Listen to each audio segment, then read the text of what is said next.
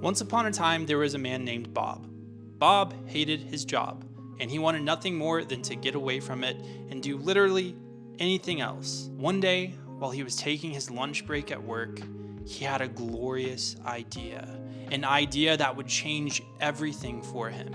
He knew that this idea was the ticket out of his situation. So what Bob did was, he went home from work and he went to sleep. He woke up the next day, remembering his good idea, his idea that would change everything. He went back to work, still having that idea in his mind. And then he came back home and he went to sleep again. And then he woke up again and he remembered that idea, except a little bit of it was gone. He never did anything with the idea that he had. Eventually, Bob was back in the same situation. He was sitting at lunch break. He wanted to be free from his boring job. And he remembered that he had an idea at one point to get free, but he couldn't remember what it was because he never wrote it down.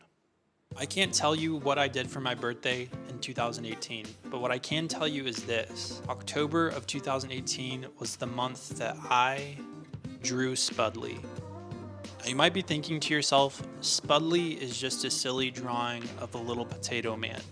And you might be right, but Spudley represents so much more. Spudley represents your ideas and what you do with them. I guarantee you, if I hadn't taken action in 2018 and drawn this little picture, I would not remember the random idea I had of drawing Spudley. One of my favorite books along these lines is Thinking for a Change by John C. Maxwell. And one lesson I learned from this book is that you can't change your results unless you change your thinking. That might sound really simple at first, but I think our thoughts are a lot more elusive than many of us realize. I've heard it said before that almost everyone has $1 million idea at some point in their lives, but they let it slip away from them, or they just never execute on the idea in a way that they're able to reap the benefits or the results of it.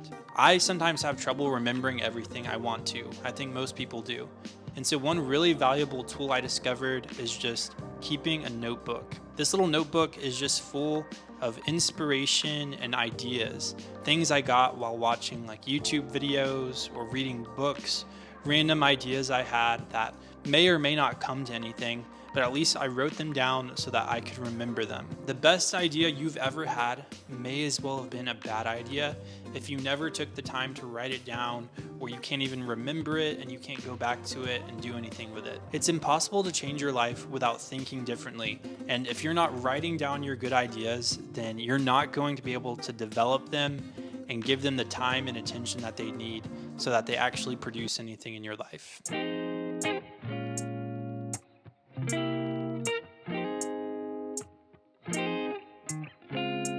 One of my favorite quotes from the book Thinking for a Change says, "What we think determines who we are determines what we do." I've definitely gone through seasons where I've just not been very intentional about my thoughts. And the result of that is I become aimless and I'm not working towards anything. And life becomes really just more of a chore.